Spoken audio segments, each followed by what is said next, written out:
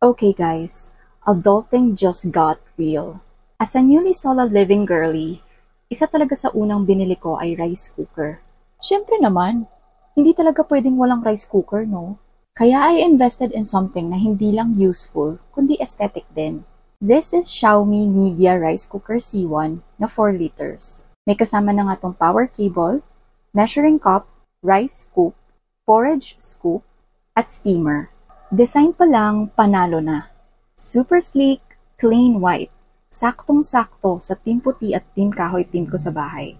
Minimalist goals! Perfect size para sa solo or biglaang handaan. Kahit ako lang mag-isa, I got the 4-liter version kasi para sa akin parang ang onti lang naman ang price difference from the smaller ones. Tapos, pangmaramihan na rin agad ang saing kung sakali man may guest. And guys, hindi lang to pang saing. Itong rice cooker ay merong iba't ibang cooking modes. Pwede ka ring magluto ng porridge, pwede kang mag-steam, pwede kang gumawa ng soup, or even cake. Quick heads up lang din, yes, Chinese labels yung buttons niya. But don't worry, may English sticker labels na included sa package. Super dali lang i-apply and once na naka-label na, syempre okay nang gamitin. Kaya kung nagsisolo living ka rin, or gusto mo lang ng upgraded na rice cooker na aesthetic at super sulit, get yours now!